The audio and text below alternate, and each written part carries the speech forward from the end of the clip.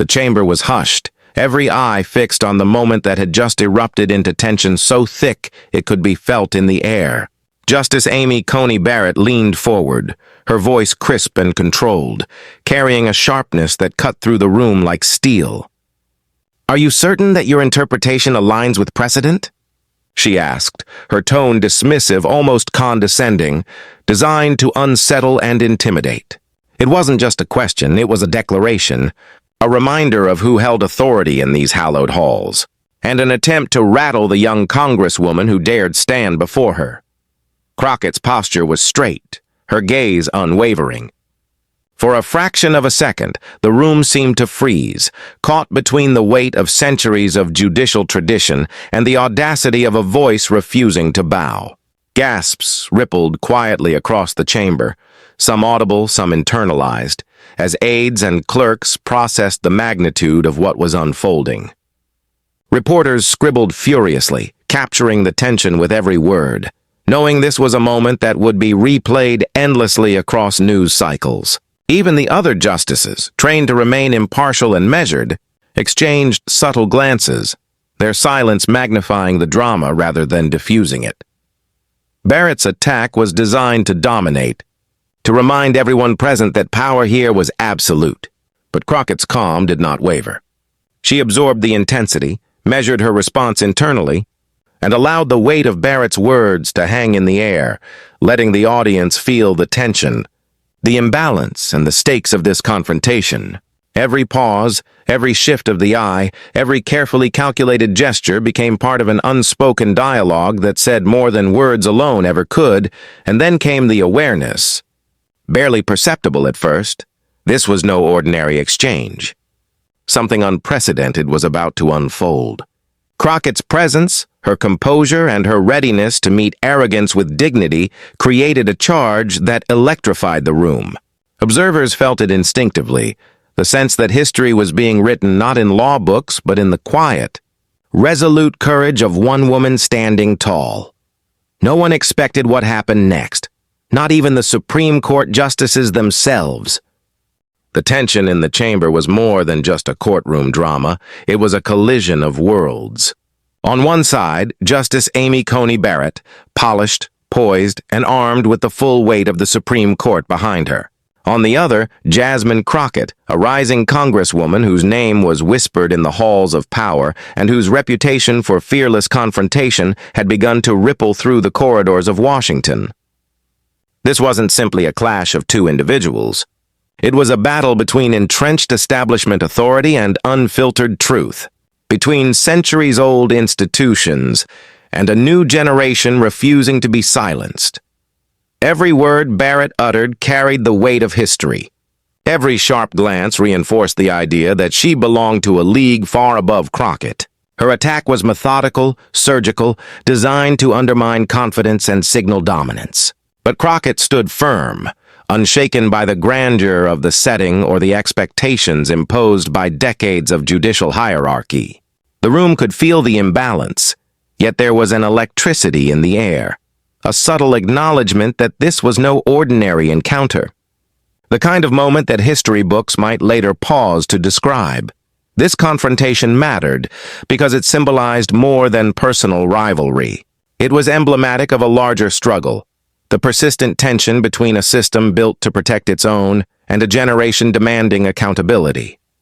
Crockett's presence challenged the assumption that power belonged exclusively to those in black robes and mahogany-paneled chambers. Her very posture, calm but unyielding, sent a signal to anyone paying attention. Courage and integrity could still confront authority head-on. Even when the odds seemed impossible, observers leaned forward, sensing that what was unfolding could set precedent not just in law, but in the narrative of American justice. Commentators, aides, and journalists scribbled notes furiously, trying to capture the essence of a moment that was impossible to ignore. Social media would later light up with speculation, admiration, and outrage, but in that chamber it was raw human confrontation. Every gesture, every pause, every carefully measured sentence carried stakes that went beyond legislation or precedent. They were stakes of identity, of representation, of voice. And yet, lurking beneath the surface of this high-stakes confrontation was the quiet truth. Crockett was not simply responding to Barrett's attack. She was preparing for the moment that would leave the courtroom and the country in disbelief. There was a story unfolding here, one of resilience and poise, of intellect meeting audacity. Every observer in the room could feel it. Every murmur of surprise foreshadowed what was about to come. But this wasn't the first time Barrett had underestimated her opponents. Amy Coney Barrett entered every room with a precision that was impossible to ignore. Her polished appearance, the meticulous folds of her robe, the careful cadence of her speech, all were markers of a woman who had mastered the art of command. To the untrained eye, she seemed the embodiment of reason, of fairness, of the impartiality that the Supreme Court demanded. Yet beneath that carefully curated exterior lay a history that told a more complicated story, one marked by contradictions and quietly simmering controversies. Barrett's rise to the highest court had been celebrated by some as the triumph of intellect and discipline. Yet for others, it had long signaled a figure whose convictions often strayed dangerously close to partisanship, cloaked in the language of justice. Throughout her career, Barrett had cultivated an image of composure and dignity. She was the calm in the storm, the voice that spoke in deliberate tones while the world around her erupted in chaos. Her legal writings were cited as meticulous and thorough, a testament to a mind that could navigate complex doctrines with apparent ease. Yet in her judgments and public statements, there were threads that critics could not ignore, moments where ideology appeared to outweigh principle, where the scales of justice seemed tilted by interpretation rather than fact. For some, Barrett's very poise became a mask, a way to assert authority while quietly advancing a personal agenda. This duality had frustrated observers for years. Legal scholars debated her rulings, political analysts dissected her speeches, and the public often saw only glimpses of the deeper tensions. There were occasions when Barrett's demeanor bordered on dismissive, a subtle narrowing of the eyes, a slight incline of the head, signaling impatience or superiority. In courtrooms, panels, and hearings, colleagues and witnesses alike sometimes felt the weight of her scrutiny, the unspoken judgment that could pierce confidence. Many left thinking she was unimpeachable, untouchable, yet there lingered an undercurrent, a sense that her rigid adherence to certain principles, coupled with occasional ideological blind spots, could leave her vulnerable when confronted by a challenger with courage and clarity. Barrett's critics often pointed to her confirmation hearings as the most vivid illustration of her paradoxical nature. She spoke eloquently of fairness, of impartiality, and the sacred responsibility of interpreting the law without prejudice. Yet the very process that elevated her to the Supreme Court had exposed fissures in public perception. Accusations of bias, of partisanship cloaked as jurisprudence, followed her like a shadow. Conservative supporters heralded her as a bulwark of principle, while opponents watched every decision with suspicion, noting patterns of rulings that seemed to align predictably with political ideology. Her image was polished, her voice measured. Yet the tension between appearance and perception had always existed, quietly eroding the unquestionable reverence some once felt, even beyond ideology. Barrett's approach to those who challenged her often revealed an undercurrent of impatience. Lawyers, lower court judges, and even fellow justices occasionally recounted encounters where her composure masked a sharp, almost dismissive critique, delivered with such subtlety that it left the recipient questioning both their argument and their own confidence. It was a skill honed over years, a mastery of control, but it also planted the seeds of resentment and frustration. Observers learned early. Barrett rarely underestimated anyone, but when she did, the consequences could be extraordinary. And now, in this confrontation with Jasmine Crockett, all of Barrett's cultivated poise and carefully measured authority faced a different kind of test. Here was a young congresswoman, unflinching, articulate, unbowed by the weight of history or the grandeur of the Supreme Court. Barrett's instinct, honed by decades of navigating elite circles, might have assumed superiority was enough. She could rely on her record, her reputation, the institutional power surrounding her. Yet arrogance has a way of betraying even the most disciplined, the most self-assured. In this case, her confidence, so often an asset, would spark her greatest embarrassment. The stage was set, and the cracks in the polished facade were about to be revealed in full view of the nation. Jasmine Crockett did not arrive in the corridors of power by accident. Her journey had been carved through determination, sacrifice, and an unwavering belief in justice. Born into a family that understood struggle intimately, she grew up watching the world demand conformity and silence from those who dared to speak differently, act differently, or dream differently. From a young age, Crockett internalized a lesson that would become the backbone of her identity. Resilience was not optional. It was essential. Every setback in her early life, every closed door, every dismissive glance, every underestimated effort became fuel for a drive that would one day place her in the heart of the nation's highest debates. Her academic path was no less formidable. Crockett's dedication to the law was matched by an unrelenting desire to use it as a tool for justice, not mere prestige. In law school, she distinguished herself not just with intellect, but with a presence that demanded attention. Professors spoke of her ability to dissect complex arguments with clarity and precision, while classmates recognized a rare quality, the courage to speak truth even when it was unpopular or uncomfortable. She became known for her fearless advocacy, for the way she could stand her ground in classrooms, moot court competitions, and internships where seasoned lawyers and mentors expected deference. Crockett did not yield. She questioned, she challenged, she asserted herself, not for recognition, but because she believed that the law existed to serve people, not to reinforce hierarchy. As she transitioned from academic halls to professional arenas, Crockett's reputation as a steadfast, unflinching voice only grew. In courtrooms where seasoned attorneys attempted to intimidate or sideline her, she held her ground. Opposing counsel learned quickly that dismissing her was a mistake. Judges recognized a rare clarity in her arguments, a combination of rigor and humanity.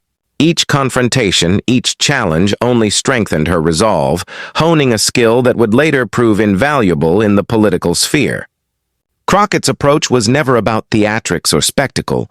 It was about principle, about ensuring that truth was heard even in the loudest, most intimidating rooms. Her entry into politics carried the same ethos. As a congresswoman, Crockett became a representative not just in title, but in spirit.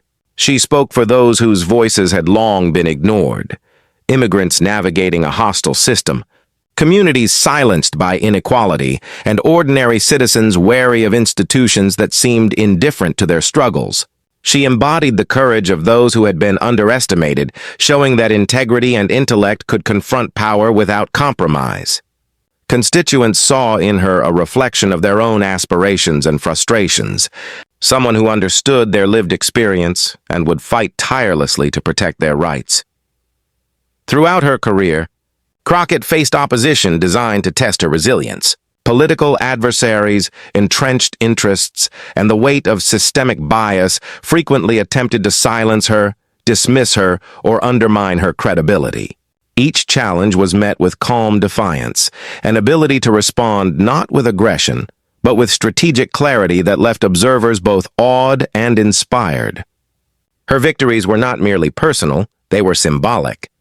Each moment of perseverance represented a larger narrative, that courage, intellect, and dignity could confront even the most formidable obstacles and emerge with integrity intact. Crockett's story was, in many ways, the story of millions who had been overlooked or underestimated. Her life became a testament to the power of resilience, the importance of representation, and the enduring impact of speaking truth to power. She carried with her not just her own ambition, but the hopes of those who had been silenced for too long.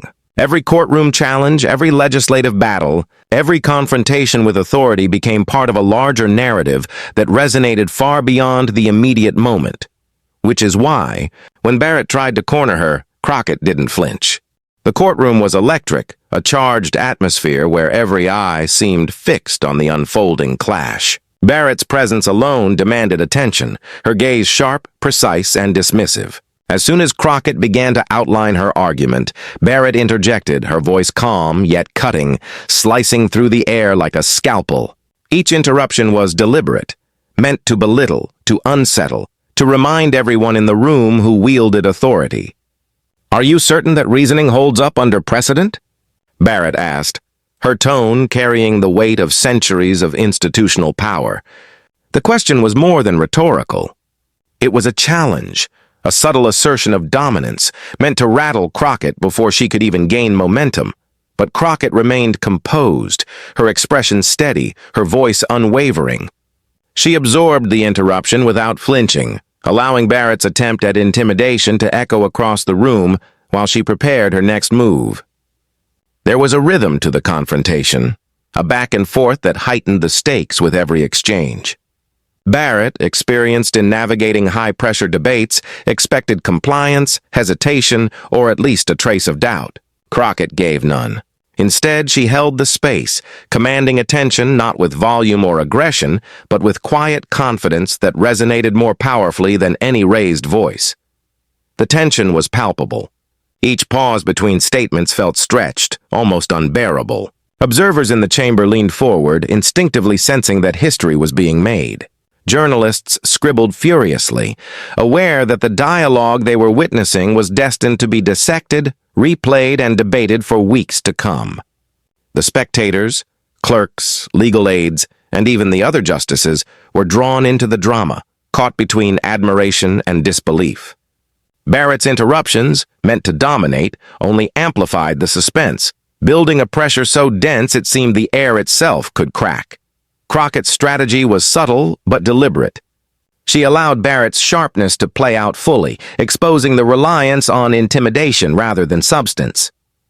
With each belittling remark, she gathered composure, letting the audience and the court see the contrast between the practiced arrogance of authority and the steadfast dignity of someone unafraid to speak truth. Barrett's confidence, so carefully curated over decades, began to show fissures in the face of Crockett's unwavering calm.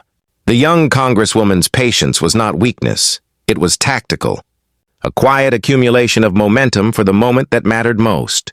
Every word, every glance, every calculated pause heightened the suspense. The room seemed to shrink, the space between hero and villain charged with anticipation. It was a chess match of intellect and poise, one designed to test who could endure the pressure and emerge with credibility intact. Observers felt it instinctively. The energy was not just in the exchange of words, but in the weight of what those words represented: truth against authority, resilience against intimidation, integrity against arrogance. And then, Crockett unleashed the words that turned the chamber upside down. Crockett inhaled slowly, centering herself in the eye of the storm that had been Barrett's relentless barrage. The room seemed to pause, as if collectively holding its breath, sensing that the confrontation was about to pivot. She did not raise her voice, she did not gesture wildly. She simply began, each word deliberate, measured, and loaded with purpose. Her tone was calm, unwavering, yet beneath that composure lay an undeniable force, a quiet intensity that immediately demanded attention. It was the calm before a storm, the poised strike that comes only after patience and strategy have been perfected. Her rebuttal opened with setup, laying the foundation for what would soon shock the chamber. She reminded the audience of the principles at stake, framing her argument not as a personal attack, but as an appeal to justice, fairness, and the responsibilities that the Supreme Court carried beyond its walls. "We speak of impartiality," she said, her voice steady, "yet impartiality cannot exist in a vacuum. It requires recognition of truth, and it requires courage to confront it, even when inconvenient." The words seemed simple, almost understated, yet they reverberated through the courtroom like a drumbeat, commanding everyone to listen, to absorb, to reckon with the inevitability of the point she was about to make. Then came the shocking fact. Crockett dropped it with precision, a carefully chosen statistic that illuminated the real-world consequences of indifference, bias, and unchecked authority. She spoke of communities overlooked, of citizens whose rights were dismissed in the name of expediency or tradition, and she linked it directly to the stakes of the current discussion. The chamber leaned in collectively. A murmur ran quietly through the audience. Even Barrett, whose composure was usually unshakable, showed the first hint of an imperceptible shift, a fractional tightening of the jaw, a subtle narrowing of the eyes. Crockett did not flinch. Instead, she let the weight of her words sink in, allowing the room to feel the tension, the moral gravity, and the undeniable truth she was delivering. The direct hit came next. Crockett turned her focus on the underlying assumptions behind Barrett's dismissal, articulating them with surgical clarity.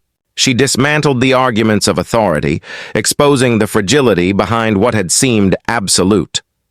Each point was constructed to undermine the veneer of invincibility, revealing arrogance where there had been presumed omniscience.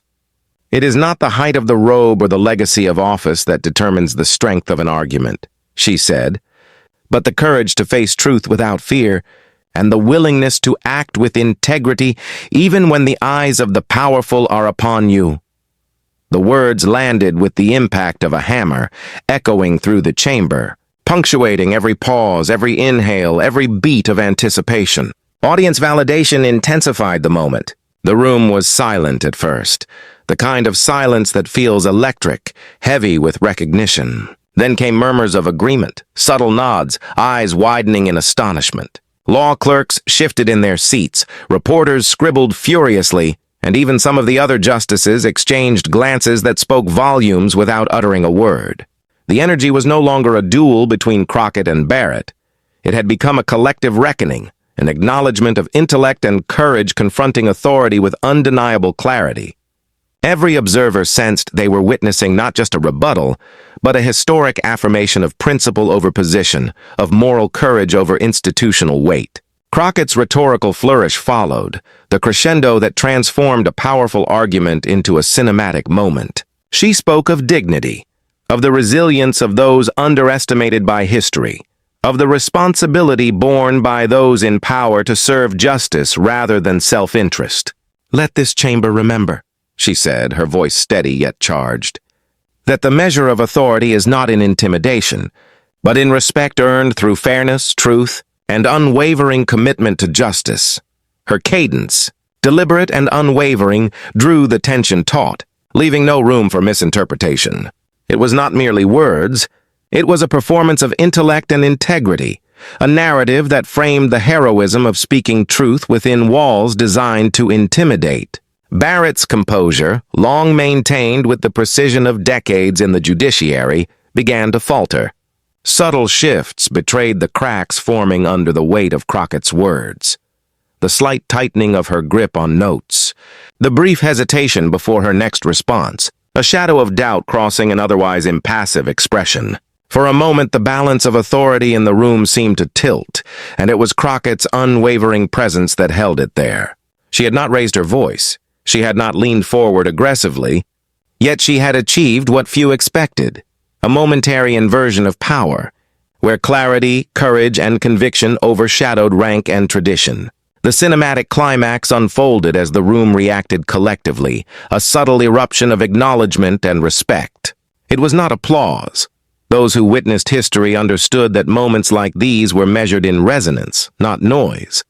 The court, the clerks, the journalists, and the observers all shared a quiet recognition. A young congresswoman had stood unshaken before one of the most formidable figures in American jurisprudence, delivering a rebuttal that was as precise as it was inspiring. The atmosphere was thick with awe, admiration, and the unspoken understanding that they had witnessed something extraordinary. The room erupted, not in applause but in something far more powerful, respect. The kind that lingers, that echoes long after the words have faded, and that redefines how power, authority, and courage are measured. Crockett's words did more than counter Barrett. They reshaped the narrative of the moment, leaving the chamber and the country with a lesson in the enduring strength of integrity, clarity, and unwavering resolve. The moment Crockett's words left Barrett momentarily unmoored, the world outside the chamber reacted almost instantly. Within minutes, social media accounts erupted in a digital roar. Crockett clapback began trending, each post amplifying the confrontation with gifs, quotes, and commentary. Users across the spectrum dissected every syllable, replayed every pause, and debated every inflection. The clips circulated with lightning speed, shared not merely for entertainment, but as a symbol of courage confronting authority, a moment where poise and principle triumphed over intimidation. Memes juxtaposed Barrett's composure against Crockett's unflinching clarity, often with sharp humor, but always underscored by admiration for the Congresswoman's audacity. News outlets jumped on the story with fervor. Television segments, online articles, and op-eds replayed the exchange in slow motion, analyzing the rhetoric, the courtroom body language, and the implications for both the Supreme Court and public discourse. Pundits debated whether Barrett had underestimated her opponent, or whether Crockett's calm under pressure represented a generational shift in how authority was challenged. Every replay, every analysis added weight to the narrative. This was not just a passing moment. It was a flashpoint in the ongoing conversation about justice, representation, and accountability at the highest levels of power.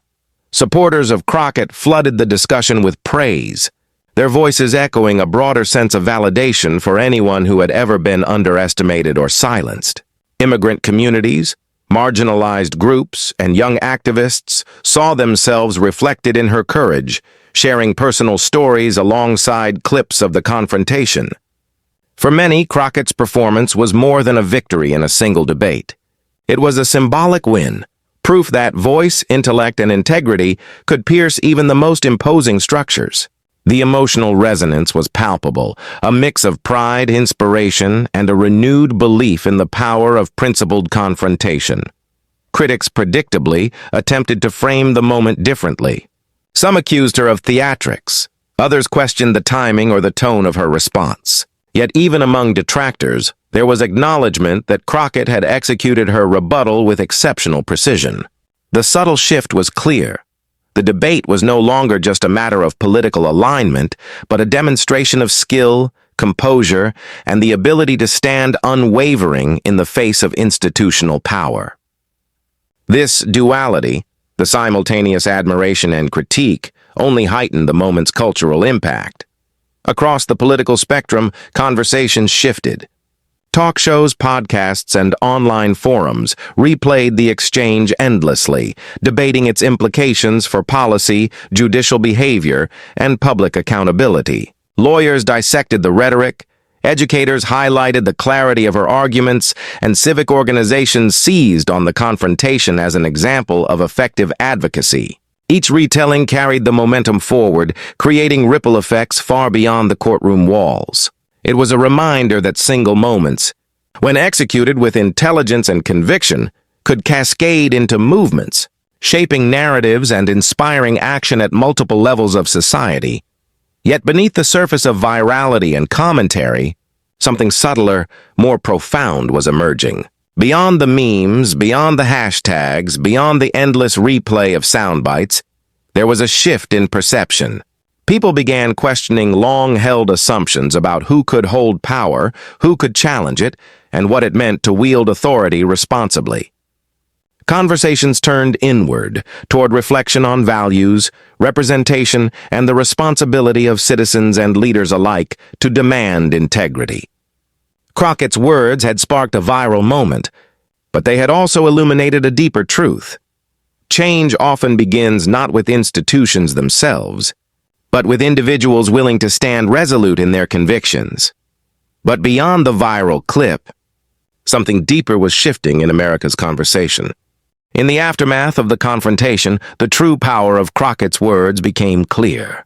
She had not merely defended herself against Barrett's sharp, dismissive attack.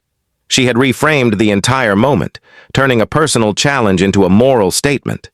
Calm and unwavering, she reminded the nation that truth carries weight even when confronted by the most imposing symbols of authority. Arrogance, no matter how polished or institutionalized, cannot withstand courage rooted in principle. Service, integrity, and commitment to justice are forces stronger than titles, robes, or centuries of tradition. Crockett had proven that in the face of intimidation, dignity and preparation are not only weapons, they are victories in their own right. Her example resonated far beyond the courtroom. One voice, measured yet unyielding, had confronted one of the highest authorities in the country and emerged not just unscathed, but elevated. It was a demonstration of a simple but profound truth. Hierarchy does not define legitimacy. Character does. For millions of Americans who had been silenced, marginalized, or underestimated, Crockett's composure was a validation of their own potential. A reminder that standing firm in the face of power is both possible and necessary. The courtroom was not just a space for legal argument. It became a stage for moral courage, for the quiet but explosive force of principled defiance. Crockett's triumph was not about humiliation or revenge. It was about clarity and integrity, about showing that respect and authority are earned, not assumed. She offered a lesson that could be applied far beyond the halls of the Supreme Court. The measure of a leader, of a citizen, of anyone with a voice in a community, lies in the ability to confront injustice with truth and to act with unwavering commitment to what is right.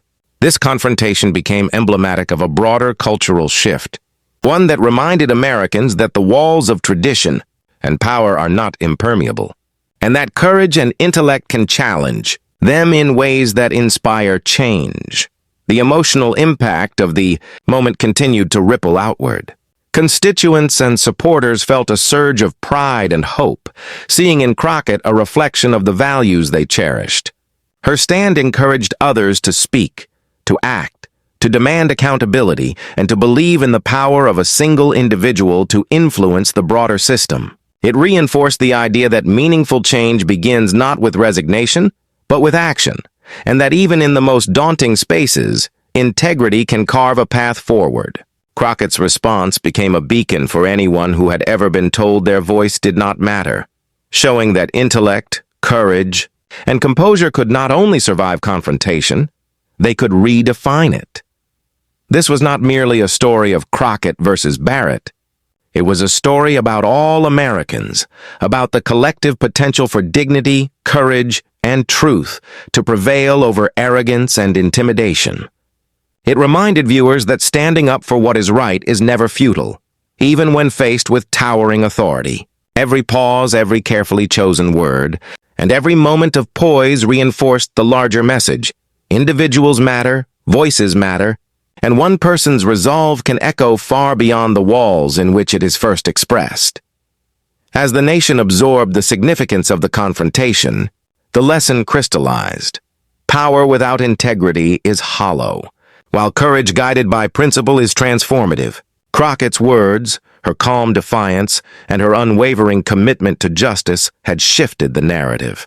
The story ended not with victory over a single opponent, but with an affirmation of universal values that truth can prevail, that service matters more than status, and that dignity is a force capable of inspiring millions. The crescendo built, not in noise but in resonance, the quiet, lasting impact of one person standing firm in the name of principle. And in that echo, every American was reminded that they too could rise, that their voice could matter, and that integrity would always outshine arrogance. Justice Barrett may have attacked, but it was Crockett who left history talking. In a chamber designed to intimidate, where tradition and authority weighed heavily on every word, one voice rose above the rest, not with volume, but with unwavering clarity, courage, and principle. Crockett reminded the nation that dignity is not inherited, status is not destiny, and arrogance, no matter how polished, cannot silence truth. She transformed a moment of confrontation into a lesson in integrity, proving that poise and intellect are far more powerful than intimidation or prestige. Her example resonates far beyond the courtroom.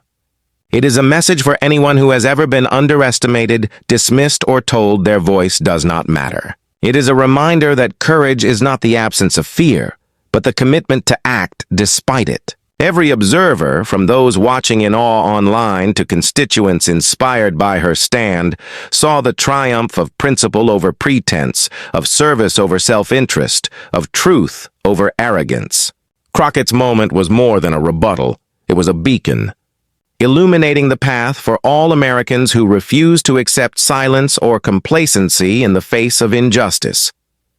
If you believe truth should never be silenced, share this story and join the movement. Let this moment inspire action, conversation, and courage in your own life. Let it remind you that each voice matters, each act of integrity has weight, and that standing firm, even against the most formidable opponents, can leave a legacy that echoes far beyond the moment. History remembered Crockett not for confrontation alone, but for the values she embodied: strength, clarity, and unwavering dignity. Let her example be your call to rise, speak, and ensure that truth always finds its voice.